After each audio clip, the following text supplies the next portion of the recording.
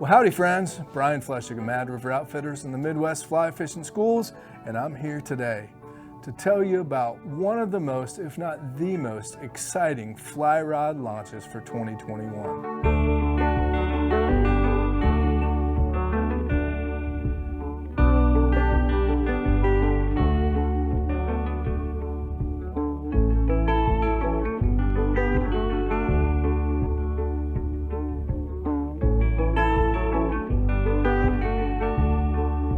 Streamer X. Kelly Galloup Streamer X made by Echo. Boy, we've been waiting on these for a couple of years now. Kelly told me they were coming, and we all got pretty doggone excited. They showed up sometime around January, February, and did not disappoint. I've been fishing this rod for about 7 months now. I've been fishing it here in Ohio on the Mad River, throwing streamers both out of my boat and on foot. I've also been bass fishing with it, with Kelly's 250 grain line on the 7-weight, which is my favorite by far. And I love it.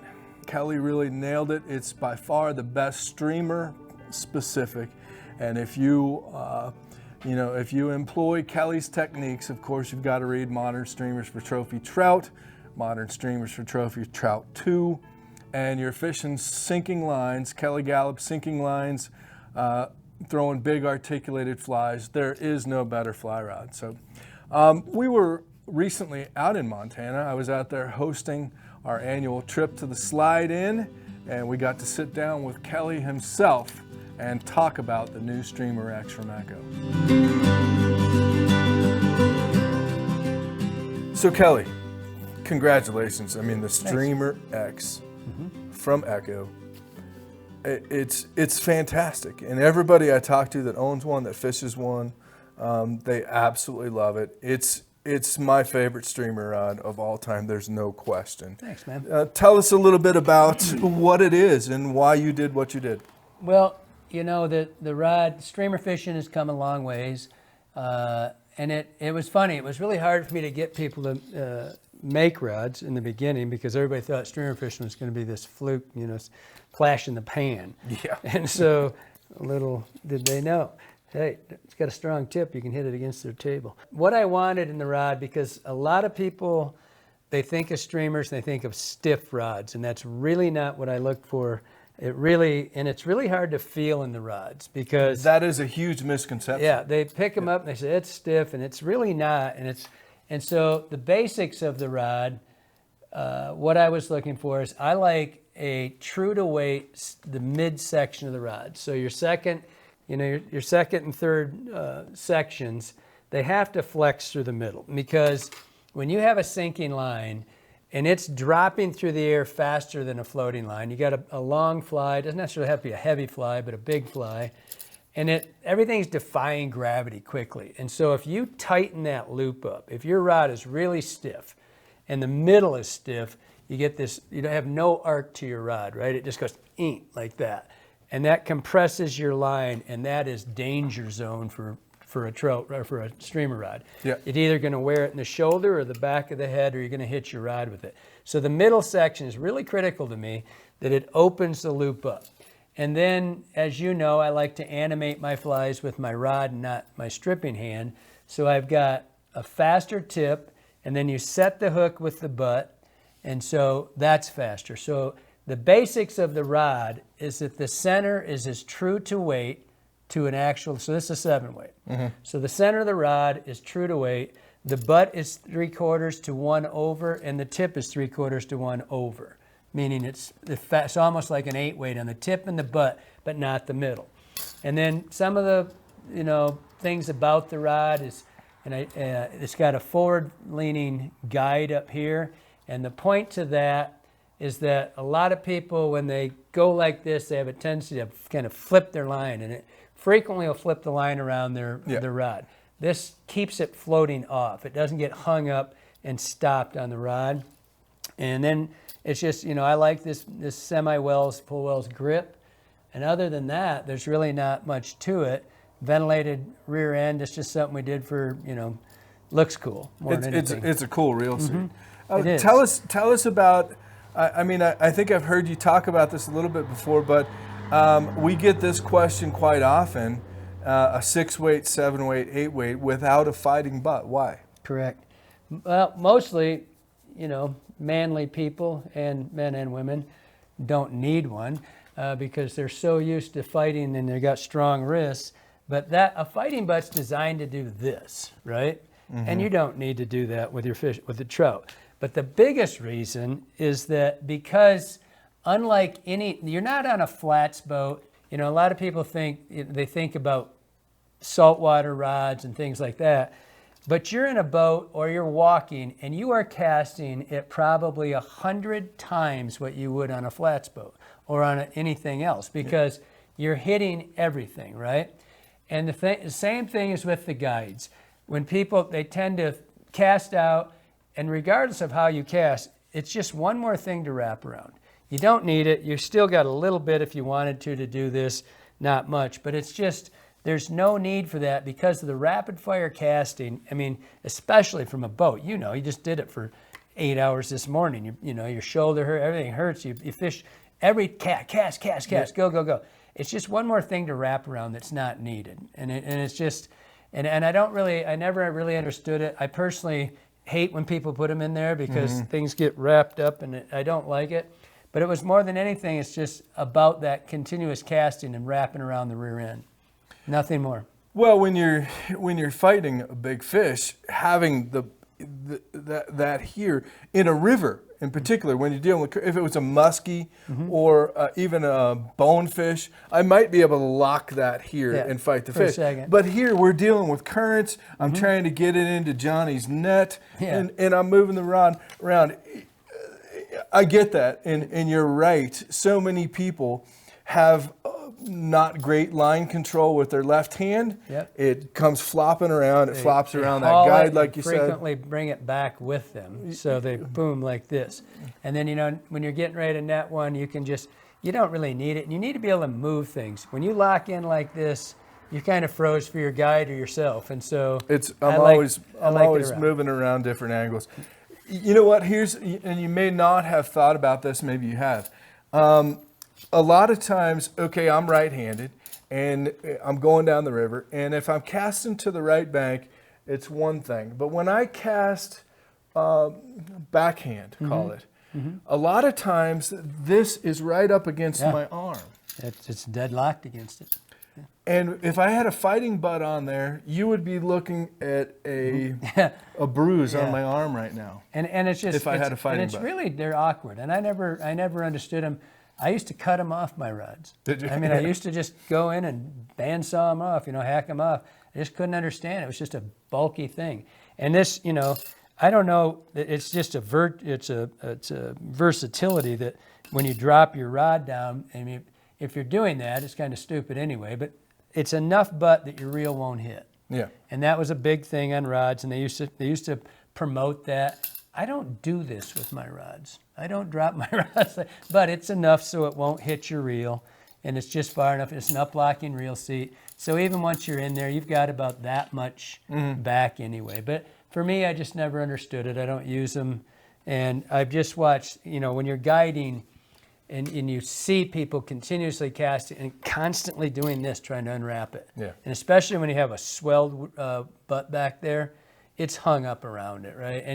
And you know as well as anybody, as you cast out, and almost inevitably, the fish eats in the first second or so. Yeah. And if that's when you go like this and the wheels fall off the wagon in a hurry. So it's just line how I like control in this game of streamer fishing. I've talked about it a little bit. I've talked about it in some casting videos. Throwing these sinking lines and the streamer game is all about line control. And you've got to have everything just right with this hand is as important as this hand. Yeah. And you've got to be, as soon as that fly hits, you've got to be at the ready and boom, boom, boom, boom, boom. And if you're wrapped, if your line is tangled, if all any these different distraction. things. I tell people constantly, the most important 3 seconds of your life is after that fly hits the water. Boom, it's down. Fish is already tracking you. Yeah.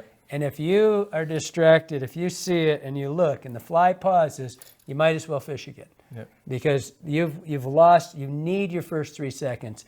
And this simply was trying to eliminate one more, not screw up, because people they know it right away. Yeah. And they look. And, you can feel it. Yeah, and you're like, oh, and then you're not watching, and that's your fish, right? Yep. The first 3 seconds is the most critical. Well, if this hand is doing this and unwrapping, this hand is not stripping. Nothing's happening. The fly's sitting there going like this, game over. Yeah. First 3 seconds. Well, kudos again, man. It's Thanks, a fantastic fly rod. It's been selling very well, I know, for you and for us at the shop. One other thing about it, my old rod, the bank robber, which just replaced, it's lighter. And I didn't really think much about it. And I'm telling you, when I first got it, I thought something's different because the Flexes are almost identical because I built that one how I wanted also. Mm-hmm. Although on this rod, I made it a little closer to true to weight because Tim Rajeff, the guy who owns Echo, is a stickler for things to be in exactly what you say you want them. But the rod is considerably lighter than my old rods. Mm-hmm. And I have yet to break one that, other than the one I told you about, that I picked up underneath something, and nothing would have stood that. So, I mean, I've never broke one of these fishing, but it's got the same. Everybody's got a great warranty nowadays anyway. But yeah, it's been really good. Well, I've enjoyed fishing it, and it is my new favorite streamer rod. I mean, it is a specific streamer rod designed for what you do and what you've taught all of us to do. So niche rod. Yeah, it is a niche rod, and I think Tim and Echo excels at niche fly rods. That's what he does. It is. His rods are designed for a purpose. You look at other brands and they just build a Montrose 3 or an 7-weight that's for everything. This rod is not for everything, ladies and gentlemen. It's not. This rod is for streamers. We've said this before, that what you do for trout here on the Madison is really no different than what we do in Ohio for smallmouth. Exactly. And for trout, because smallmouth and brown trout fishing, I fish the same flies, the belly bumper, the TNAs, the swim and jimmies. I routinely tell people that smallmouth are just brown trout without spots. It's a fantastic smallmouth rod. Yeah. Although I will tell you that I have thrown poppers on that rod, and it's fine for poppers. It's perfect for that. They're like trout as well. So, well, there you go, friends. The Streamer X. You can check out the slidein.com or madriveroutfitters.com. I think, in our estimation, 2 of the best fly shops ever created. Between us. Yep. All right. Well, thanks, Kelly. We appreciate it. You bet. I also spent plenty of time on the water with Johnny McClure, the second best streamer angler that I know, and also longtime guide and manager of the Slide In. And here's what Johnny had to say about the rod.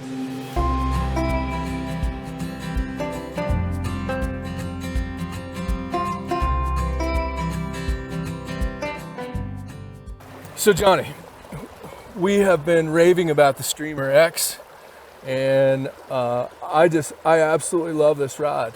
It's so easy. It's probably the best rod I've ever put my hands on for throwing sinking lines and sink tips. I'm assuming you agree. I do agree. I was kind of skeptical whether or not they could replicate. I'm really a big fan of the old bank robber from St. Croix. I thought they hit it out of the park with that one, and I was nervous when they discontinued it. But when you got a guy like Tim Rajeff, he can make some magic happen. So him and Kelly went to the drawing board, and they came up with another great rod, and it's even lighter than the original bank robber. Yeah. Been fishing the 7 since it came out, and been really impressed. Again, the midsection I think is the most critical. There's a lot of really good fast rods, for streamer fishing. I like to have just a little bit of a softer midsection. I agree. That flexes so that when you roll out, your idea is that you're rolling out, slip, and then you can haul and go forward. So if you can cut down on every cast, if you can only do 1 cast or 2 casts as opposed to 3, it saves you a lot of casts day in, day out. So keeps your fly in the water, and it's just, to me, it's just so easy, and it is noticeably lighter. Yeah, I agree. I can tell in the hand. So yep. Well, cool. Let's go fish it. Cool. Sounds good.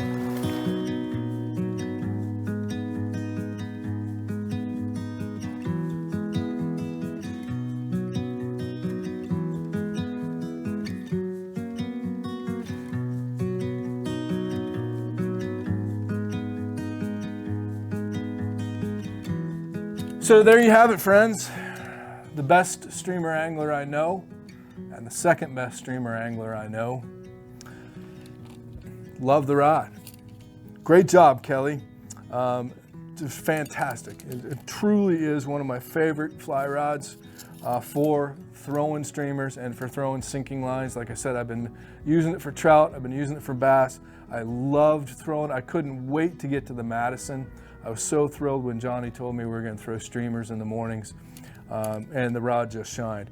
The Streamer X comes with a really nice aluminum rod tube. And of course, Ray Jeff style, they always come up with a really cool logo for each type of rod. It is available in a 6-weight, 9-foot 6-weight, a 9-foot 7-weight, and a 9-foot 8-weight. I love the 7-weight myself, but if you're throwing smaller flies, 200 grain line, you can go with the 6. You go up to a 300 grain line and really big flies, or even one of Kelly's shovel head fly lines on the 8-weight. Although shovel head works great on the 7-weight too. So I just like the 7-weight. That's where I kind of live when in the streamer world. And it really is one of the best, if not the best, streamer rods ever created. So thanks again, Kelly, and the folks over at Echo Fly Rods. We really appreciate it. And of course, you can find them at madriveroutfitters.com. We always appreciate the support. So thanks for being here. We really appreciate it. Be sure to subscribe to our channel. That helps us out. Hit the like button and stay tuned. We've got a lot of great fly fishing content coming your way. If you like this video, hit subscribe. It helps out a lot. And check out these videos. We think you might like them too.